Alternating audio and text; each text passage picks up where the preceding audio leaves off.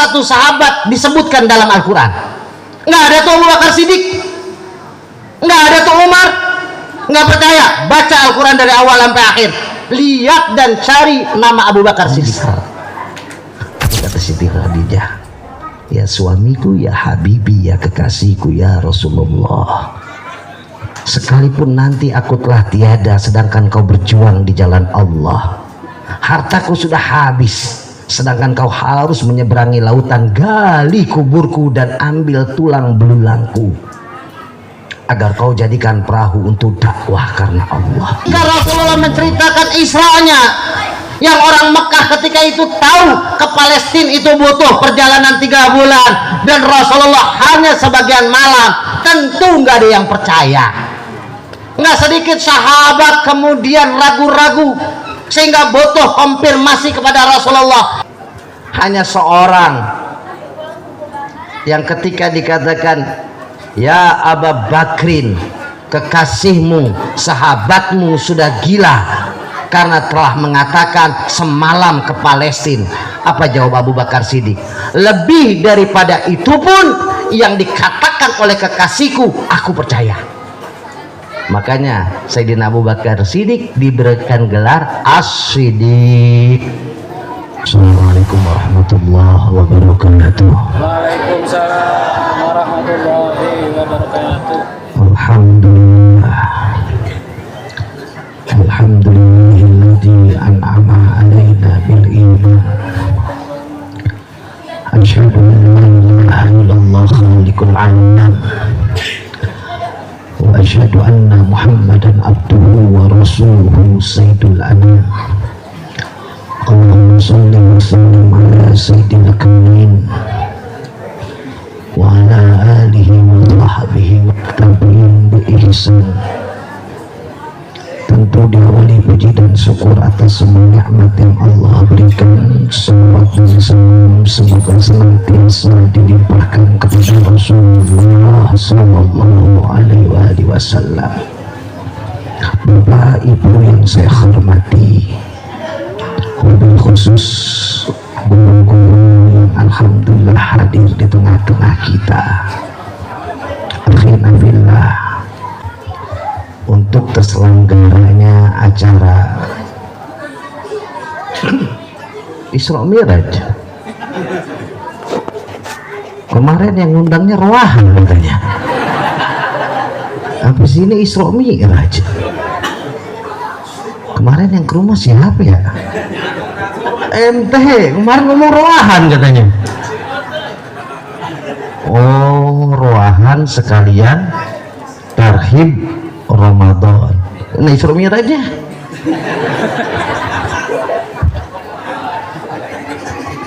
biarin dah, mau Isra Mi'raj kek, mau Roahan kek, ya Bu ya.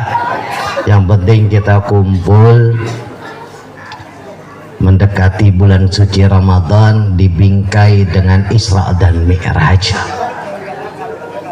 Di dalam kebiasaan tradisi kita ada momen-momen yang hampir tiap bulan ada. Hampir tiap bulan ada momen-momen yang kita terus peringati.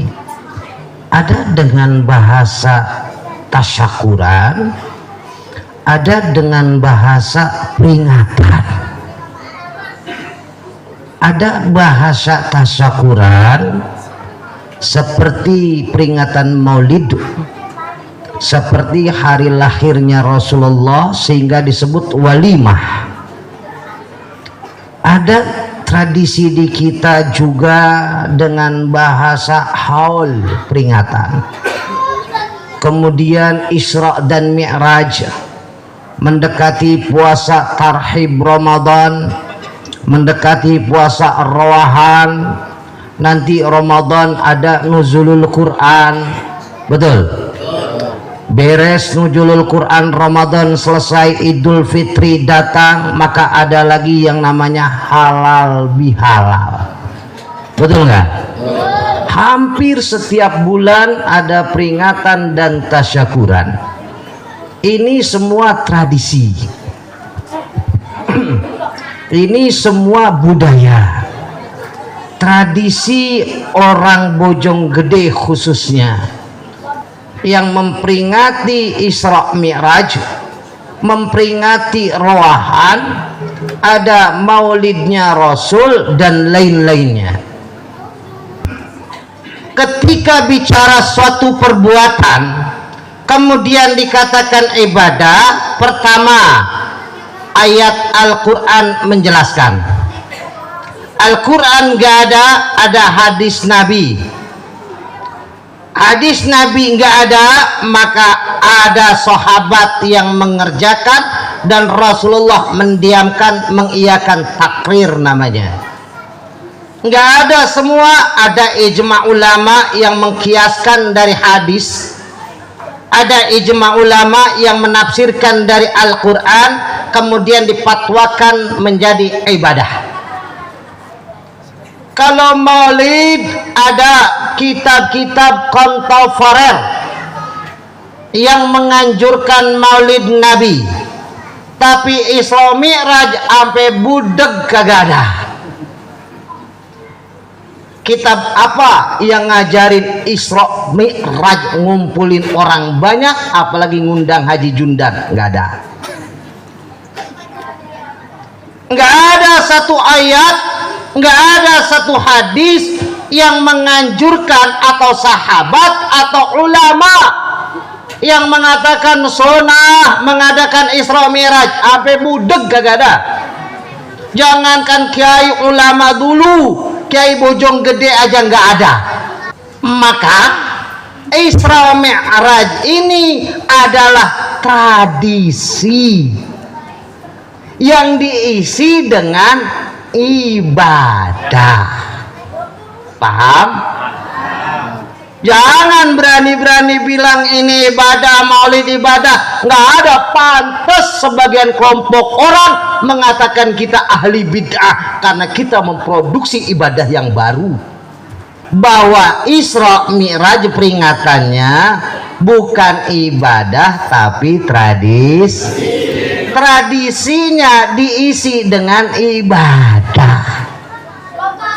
Seperti hari kemerdekaan 17 Agustus, RW kompak, RT kompak, ngumpulin anak muda, nyari donatur kesana kesini, sampai ada yang di pinggir jalan,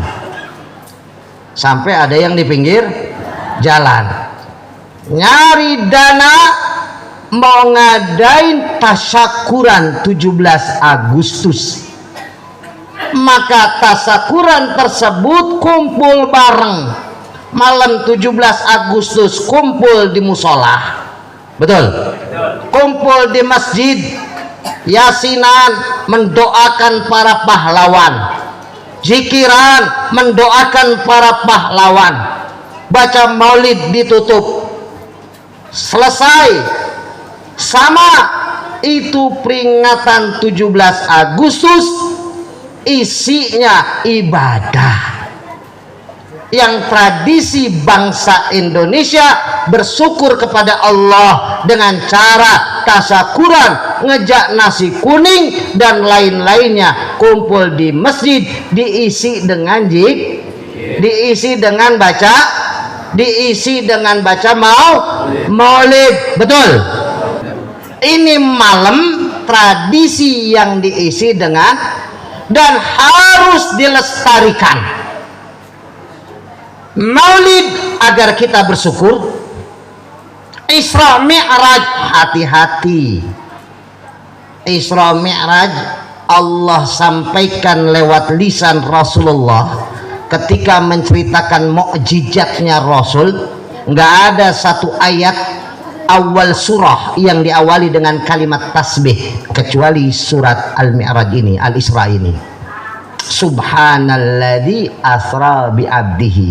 Ini sebagai hiburan dari Allah kepada Rasulullah. Sedikit saya ceritakan. Kita Isra Mi'raj tiap tahun, Bu. Tiap tahun enggak ngadainnya? Tiap tahun. Kadang di majlis-majlis taklim sekalian penutupan Isra Mi'raj. Betul. Kadang di musola ngadain Isra Mi'raj tiap tahun. 10 tahun Rasulullah ditinggalkan oleh pamannya. 10 tahun di Mekah setelah Rasulullah diangkat jadi Rasul, Rasulullah ditinggalkan oleh istrinya. 2 orang ini orang yang paling penting. Ketika di luar rumah ada yang menjaga Rasulullah, pamannya Abu Thalib. Di Mekah Rasulullah nggak ada yang berani nyakitin. Orang kafir menyakiti Rasulullah hanya dengan ucapan. Nggak ada yang berani main tangan. Kenapa? Karena ada pamannya Rasulullah. Kesulitan apapun di luar rumah, masuk ke dalam rumah, ada Siti Khadijah yang memberikan kehangatan, kebahagiaan untuk suaminya. Sampai-sampai ketika Rasulullah bertemu Jibril pertama kalinya, bergetar Rasulullah, ketakutan Rasulullah, saking takutnya kembali Rasulullah dalam keadaan dingin badannya, keringat mengucur, sampai diselimuti oleh Siti Khadijah. Turun ayat ya ayyuhal muzammil. Istri memberikan kenyamanan, istri memberikan kebahagiaan. Apapun kesulitan suami sampai ke dalam rumah, istri kewajiban memberikan kehangatan kepada suaminya. Bu, tugas istri ngasih seneng suami. Paham dia, tenang aja. Apa baik urusan lakinya di luar, sampai rumah selesai. Apa baik kesulitan suami di luar, sampai rumah istri harus mampu memberikan kebahagiaan suaminya, sehingga suami lupa sama urusan di luar rumah, memberikan ketenangan untuk suaminya. Sampai-sampai suatu saat Rasulullah pernah tertidur di pangkuan istrinya Siti Khadijah. Rasulullah pernah tidur di pangkuan istrinya Siti Khadijah. Nggak disadari Siti Khadijah sambil memandang suaminya yang gagah penuh dengan kelelahan mukanya, menitikan air mata Siti Khadijah. Kena pipinya Rasulullah, terbangun Rasulullah. Apa kata Rasulullah? Ya Khadijah, apa kau menyesal bersuamikan Muhammad? Kau wanita yang disegani sebelum bersuamikan Muhammad. Setelah bersuamikan Muhammad kau dihinakan. Kau wanita yang kaya. Khadijah ini kayaknya nggak nanggung-nanggung hartanya. Khadijah ini punya kekayaan, usahanya nggak nanggung-nanggung. Usahanya bukan buka toko warung di pinggir jalan. Enggak. Usahanya bukan buka toko di depan rumah, enggak. Usahanya mengantar, menjual pakaian, menjual barang-barang antar negara, eksportir importir. Kalau orang udah punya usaha jualannya antar negara, kira-kira kayaknya kayak gimana tuh? Bukan kelas buka warung jam 6 kagak tutup-tutup sampai jam 6, kagak.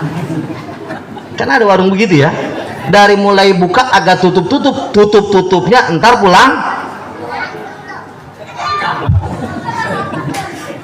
Masya Allah, itu jualan. Orang Bojong gak bakal sanggup. Orang Bojong gak bakal sanggup buka warung, dari mulai buka tutup-tutup pulang kampung doang. Betul? Itu namanya usaha.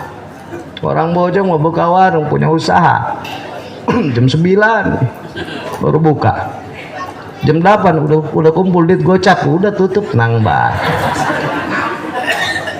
Asal udah punya duit gocap terus ketawa nyengir baik. Ada orang ngojek, Masya Allah, dari pagi 3 minggu agak pulang-pulang ngojek, ngebid di Jakarta. Oh iya kan, agak pulang-pulang. Orang Bojong ngojeknya dapat 2 tarikan tuh saya tengil. Ini Siti Khadijah usahanya nggak nanggung-nanggung, eksportir importir. Rasulullah yang ngejalanin umur 25 tahun, orang kaya di Mekah, junda kaya, Apa kata Rasulullah? Ya Khadijah, apa kau menyesal bersuamikan Muhammad? Kau dulu wanita yang kaya raya, sekarang kau bersuamikan Muhammad, hartamu habis. Apa kau menyesal? Apa kata Siti Khadijah? Ya suamiku, ya habibi, ya kekasihku, ya Rasulullah, sekalipun nanti aku telah tiada sedangkan kau berjuang di jalan Allah, hartaku sudah habis sedangkan kau harus menyeberangi lautan, gali kuburku dan ambil tulang belulangku agar kau jadikan perahu untuk dakwah karena Allah. Masya Allah, bini harus nge-up, bini harus mampu memberikan semangat kepada suaminya, bini harus memberikan support kepada suaminya. Itu namanya bini. Bukan timbang minta jatah, bukan timbang minta, tapi harus mampu bisa membahagiakan suaminya dan mensupport perjuangan suaminya. Ada bini kita begitu, Bang? Ada bini kita? Amin, saking susahnya amin. Masya Allah. Kemudian keduanya wafat, maka Rasulullah sebelum Isra dan Mi'raj, Rasulullah hijrah dulu ke Taif. Rasulullah hijrah ke Taif 10 tahun setelah diangkat jadi nabi, 3 tahun sebelum hijrah Rasulullah hijrah ke Taif. Ketika hijrah ke Madinah, Rasulullah ditemani oleh Sayyidina Abu Bakar Siddiq. Kemudian ketika ke Taif, Rasulullah juga ditemani oleh salah satu sahabat beliau. Ada yang tahu siapa? Ciri-cirinya dari sahabat yang banyak, kita sering baca Al-Quran, siapa sahabat paling utama? Sayyidina Abu Bakar sih. Yang kedua Umar, yang ketiga Utsman, yang keempat Ali. Ada nggak di Al-Quran ada nama Abu Bakar Siddiq? Ini bingung semua ini ya. Nggak ada satu nabi, maaf, nggak ada satu sahabat disebutkan dalam Al-Quran. Nggak ada tuh Abu Bakar Siddiq, nggak ada tuh Umar. Nggak percaya? Baca Al-Quran dari awal sampai akhir, lihat dan cari nama Abu Bakar Siddiq. Nah ini ngaji beneran nih. Oh iya ya, ngaji ini maju. Iya ngaji, emang namanya gua ngaji. Kan lucunya udah tadi Bang Sipul. Nggak ada nama Umar bin Khattab, nggak ada nama Sayyidina Ali. Cuma satu nama, salah satu sahabat yang disebutkan di dalam Al-Quran. Nggak ada yang lain, cuma satu nama. Ada yang ingat? Sehingga dengan nama yang disebutkan dalam Al-Quran, pesantren manapun, kitab apapun, ketika memberikan contoh mesti dengan nama tersebut. Qama Zaidun, Daraba Zaidun. Kenapa Zaidun? Karena di dalam Al-Quran nama Zaid disebutkan. Nama Zaid disebutkan. Jadi ada satu sahabat yang disebutkan dalam Al-Quran namanya Zaid, Zaid bin Harisah. Berangkat ke Taif untuk apa? Karena Rasulullah punya sahabat di Taif. Singkat cerita, kita tahu sejarahnya. Di Taif Rasulullah tidak mendapatkan kebahagiaan. Kembali ke Mekah, maka Allah hibur Rasulullah. Makanya orang Bojonggede, kita ini kalau lagi pusing, kalau lagi ada masalah, kadang-kadang hiburannya jalan-jalan. Betul? Betul? Kalau lagi pusing, udah kecapean, banyakan urusan, ntar nih lebaran, jalan-jalan lagi. Betul? Ada yang punya keluarga ngajak jalan-jalan anak istrinya, nginep di villa. Boleh nggak? Boleh nggak? Suami ngajak anak, ngajak istrinya ke pantai, boleh nggak? Ngajak anak istrinya ke villa, boleh? Pernah ibu? Pernah diajak jalan-jalan sama suami ke villa? Pernah? Boleh, halal. Yang kagak boleh bini orang. Akur. Dengerin Pak, nggak ada ganjaran yang paling gede kepada seorang suami sebelum Anda memberikan kebahagiaan kepada tetangga, sebelum kalian memberikan kebahagiaan kepada fakir miskin, berikan kebahagiaan terlebih dahulu kepada anak dan istri. Amin. Akur. Ajak seneng suami istrinya, kali-kali ajak ke pantai, ajak ke villa. Yang punya duitan dikit Singapura, banyakan dikit Pangandaran, ada duit dikit ke Anyer, yang duitnya setengah pas-pasan Pakansari, yang ke Anyer makannya seafood, seafood, kepiting, kerang, udang. Pakansari juga ada, sama-sama seafoodnya, iya kan? Kurang kenyang cilok. Pada intinya hiburan. Rasulullah mendapatkan masalah yang luar biasa, kesedihan yang luar biasa, maka diajak jalan-jalan. Makanya kalimatnya asra, bukan Rasulullah jalan, tapi Rasulullah diberjalankan.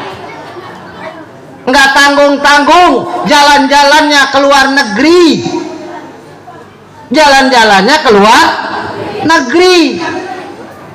bukan cuma sekedar ke pinggir kali, ke pinggir pantai, melewati beberapa negara yang perjalanannya melebihi daripada 30 hari bila jalan kaki. Ada yang mengatakan 3 bulan, maaf. Diajak jalan-jalan, berhenti sebentar ke masjid atau yang disebut Yasrib ketika itu, yang sekarang dikenal dengan Madinah. Belum ada masjid ketika itu. Rasulullah berhenti sebentar, sholat 2 rakaat, berjalan lagi ke masjid, berjalan lagi ke Gunung Tursina, kemudian ke Baitul Lahmin, baru ke Masjidil Aqsa. Perjalanan ini dikemas hanya sebagian malam, yang ketika Rasulullah cerita nggak ada seorang pun yang percaya, padahal yang bicara Sayyiduna Muhammad Sabqil Masduq, orang yang paling nggak pernah berdosa. Rasulullah diberikan gelar Al-Amin, orang yang amanah, orang yang terpercaya. Tapi ketika Rasulullah menceritakan ini tentang Isra-nya, belum Mi'raj, belum Isra diceritakan, nggak ada satu orang yang percaya. Padahal Rasulullah diberikan gelar Al-Amin, tapi ketika menceritakan Isra nggak ada yang percaya.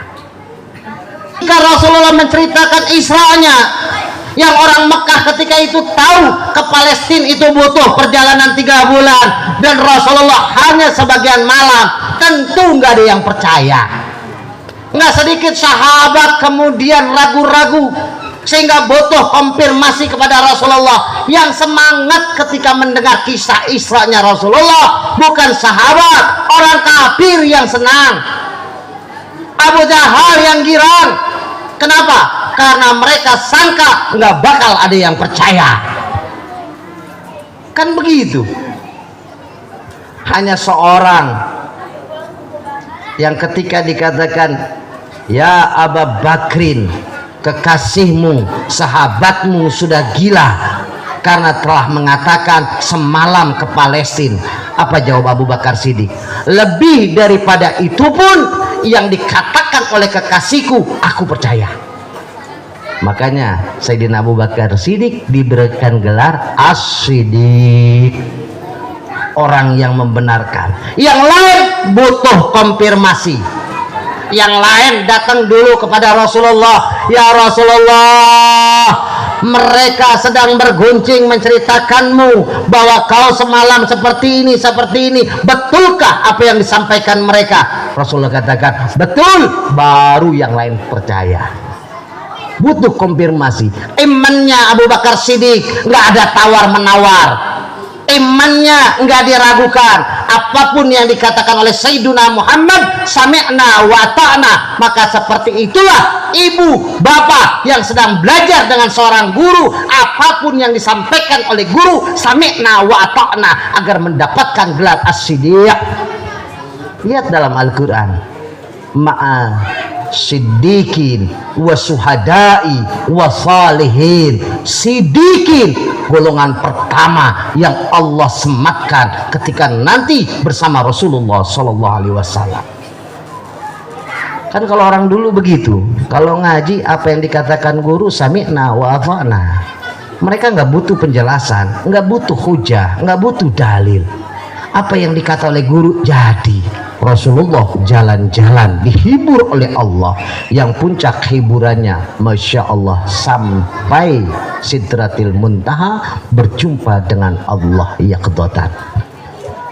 Masya Allah, ini nikmat yang paling luar biasa. Kenapa? Karena nggak ada hiburan yang paling berkesan, nggak ada hiburan yang paling memberikan kebahagiaan ketika kita berjumpa dengan orang yang kita cintai.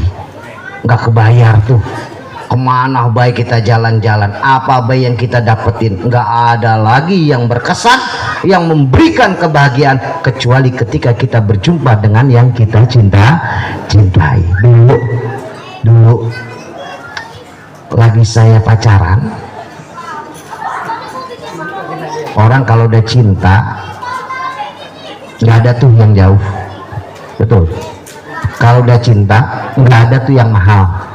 Kalau udah cinta nggak ada pengorbanan yang kita anggap berat. Istri saya orang Ciamis, saya ketemu cuma 3 bulan, Lebaran, kemudian khitbah, itu tiap malam hubungan lewat telepon, bayar telepon dulu masih pakai telepon, sebulan 2,5 juta. Tahun 2003 2,5 juta, nggak mahal tuh, nggak mahal. Namanya juga lagi belum ada HP, belum ada kita video call lewat telepon biasa, bayar bulanan 2,5 juta, nggak mahal, kecil, murah. Yang bayar bapak saya. Berangkat ke Tasik, kangennya bukan main. Sampai ke Tasik, sampai ke Ciamis ditemenin sama calon abang ipar, ditemenin sama mertua. Pagi-pagi saya datang subuh, dikasih sarapannya dikasih surabi dipelurukin sama oncom, temennya bala-bala bakwan. Saya makan anget, sedap banget. Seperempat jam ngobrol bari makanin surabi, enak tuh surabi, nyaman. Saya ngobrol sama calon mertua, dapat setengah jam mulai bete ngeliatin calon mertua. Mulai 4 saya ngeliat abang ipar. Bayangin 7 jam dari Bojonggede naik bus sampai sono, yang nemenin abang ipar, yang nemenin calon mertua nenek-nenek. Akhirnya saya makanin surabi, bari kesel. Sedap banget tuh surabi, karena belum pernah saya nemuin surabi di atasnya ada oncom, yang temennya bala-bala. Akhirnya saya makanin surabi habis 3 biji, baru calon istri saya datang, itu surabi kagak enak lagi. Sungguh memberikan kebahagiaan ketika berjumpa dengan calon istri ini. Itu surabi yang tadinya sedap saya kagak pegang lagi. Itu yang tadinya mata saya sambil nunduk liatin mertua bari 4, maka hilang sudah, sedap melihat bini saya. Yang awalnya saya akan ceritakan kebahagiaan makan surabi, karena saya baru nemuin surabi yang di atasnya oncom. Sampai Bojonggede saya nggak ceritain surabi. Sampai rumah saya ceritain ke emak saya, ke bapak saya, ya ketemu sama calon bini, nggak cerita, wah Pak surabi enak kagak, betul. Padahal tadi pertamanya surabi enak, di atasnya oncom. Pernah nyobain? Nggak pernah kan? Surabi di atasnya oncom, temennya bala. Pernah nyobain? Wah enak, masih anget-anget. Enak itu surabi sama bala-bala. Tapi pas udah kita ketemu bini, surabi saya kagak pegang lagi. Sampai pulang surabi saya kagak pinta. Surabi saya nggak cobain lagi. Jam 8 saya pulang, hati berbunga-bunga. 7 jam terbayarkan hanya dengan seperempat jam. Kelelahan saya hilang. Kenapa? Sungguh saya sangat bahagia. Ini baru ketemu manusia. Gimana Rasulullah ketemu Allah? Pengen ketemu Allah? Pengen ketemu Allah? Bu, pengen ketemu Rasulullah? Pengen ketemu Rasulullah? Dalam akidah ahli sunnah wal jamaah, ada orang-orang yang Allah pilih, ahli surga akan berjumpa dengan Allah sebagai nikmat ziyadah. Bukan cuma surga, mereka akan berjumpa dengan Allah nanti di surga. Amin ya Allah ya Rabbal. Hanya ahli surga yang Allah pilih akan berjumpa dengan Allah. Amin ya Allah ya Rabbal. Pengen ketemu Allah? Pengen nggak? Pengen ketemu Rasulullah? Pengen nggak? Pengen cepet-cepet, pengen buru-buru, apa pengen ntar-ntaran? Orang bojong ntar bisa ketemu Allah di mana? Di ngimpi juga nggak bakalan di dunia. Allah nggak bakal bisa dimimpikan. Tapi umat Islam, umatnya Rasulullah, dalam akidah ahli sunnah wal jamaah, kelak nanti akan berjumpa dengan Allah di surga. Pengen? Pengen? Maka kita pasti ketemu Allah di surga. Wallahu a'lam bishawab. Mudah-mudahan yang saya sampaikan bermanfaat sebagai penutup. Sebagai penutup sebelum nanti guru kita menyampaikan nasihatnya. Tarhib daripada Ramadan, menyambut bulan suci Ramadan, saya teringat satu hadis. Ini agak serius lagi. Rasulullah pernah naik mimbar ketika di Darjatul Ula, di tangga pertama. Kayak mimbar ini kan ada tangganya, betul? Rasulullah naik satu tangga, kemudian Rasulullah berkata amin. Tangga kedua Rasulullah berkata amin. Tangga ketiga Rasulullah berkata amin. Biasanya khatib kalau naik mimbar apa yang dibaca? Allahumma sholli ala sayyidina Muhammad. Ini Rasulullah bacanya amin. Kemudian salah satu sahabat bertanya kepada Rasulullah, ya Rasulullah, saya mendengar ucapan syai'un lam nasma qablah, yang belum saya dengar sebelumnya. Kok tumben kan naik tangga ini mengucapkan amin? Maka Rasulullah jawab, saya ringkas hadisnya. Arada Jibril alaihissalam, datang Jibril kepadaku mengantarkan dan berkata kepadaku, ba'uda liman adraka Ramadan walam yugfarlah. Fakultu amin. Ketika Fidarjati Saniyah, ketika tangga kedua, Jibril berkata kepadaku, ba'uda liman dzukira ismuka walam yusalli alaiki. Fakultu amin. Pada jatuh salisah, maka ketika di tangga ketiga, Jibril berkata kepadaku, ba'uda liman adraka abawah al-kibari indahu au ahadihima walam yudkhalah al-jannah. Nauzubillah. Fakultu amin. Ada tiga ketika menghadapi Ramadan seperti ini. Ketemu Rasulullah pas Jumat terakhir Ramadan, Rasulullah naik ke atas tangga mau mimbar, mau khatib. Kemudian Rasulullah berkata amin, amin, amin. Sahabat bertanya, ya Rasulullah, kenapa kau katakan amin? Jibril barusan datang kepadaku. Ketika tangga pertama, Jibril berkata, terlaknat, dijauhkan dari rahmat Allah mereka yang berjumpa Ramadan walam yughfar lahu, tetapi tidak diampuni oleh Allah dosanya. Orang yang Allah kasih kesempatan panjang umur sampai di bulan Ramadan, tapi Allah nggak maafin dosanya, itu orang terlaknat. Apa bedanya dengan masuk neraka dengan terlaknat? Jauh berbeda. Siapapun seseorang yang masuk neraka tanpa dilaknat oleh Allah, kemudian di dalam hatinya ada la ilaha illallah, mesti masuk surga. Selama di kalbunya ada la ilaha illallah, mesti pasti masuk, sekalipun dia akan neraka terlebih dahulu. Tapi orang yang Allah laknat, siapapun mereka, ketika Allah laknat dan dijauhkan dari rahmat Allah, jangankan nanti di hari kiamat, di dunia dia sudah celaka. Kita tahu yang namanya Fir'aun, kita tahu yang namanya Qarun, mereka bukan gak punya kehebatan. Fir'aun ini seorang raja yang bisa mensejahterakan masyarakatnya.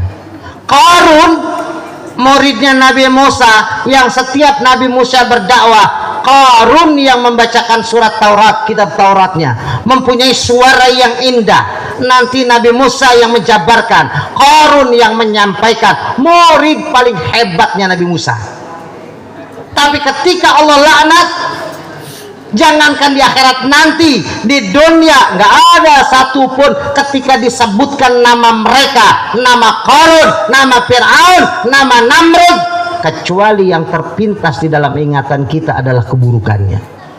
Nama Qarun sudah Allah laknat, maka nggak ada kebaikan buat Qarun. Nah, mereka yang Allah laknat ketika masuk bulan Ramadan, yang sekarang ini kita berharap agar Allah panjangkan umur kita, agar Allah masukkan kita di bulan Ramadan, maka celaka kalian ketika masuk Ramadan dan Allah tidak ampuni dosa kalian. Bukan cuma sekedar masuk neraka, ba'da an rahmatillah, doa Jibril yang Allah, yang Rasulullah aminkan, ba'da an rahmatillah liman adraka Ramadan walam yughfarlah. Makanya sekaligus kita berharap agar Ramadan menyampaikan kebaikan buat kita dan semoga Allah ampuni dosa-dosa kita. Saya ringkas, kemudian wa mallak ba'uda liman adraka abawah al-kibari indahu au ahadihima walam yudkhalah al-jannah. Terlaknat, dijauhkan dari rahmat Allah. Buat siapa? Kata Jibril, buat orang yang menjumpai kedua orang tuanya yang sudah tua atau salah satunya, tetapi itu tidak menyebabkan dia masuk surga. Karena menurut Jibril, siapapun kita ketika punya orang tua yang masih ada, mesti orang tua kita jadi sebab masuk surga. Amin ya Allah ya Robbal. Maka bergembiralah kalian yang masih memiliki orang tua. Ridho Allah ada di ridho orang tua kita. Kalau kita pengen tahu Allah senang sama kita, cukup lihat senyuman orang tua kita. Ketika orang tua kita tersenyum, mesti Allah mencurahkan rahmatnya buat kita.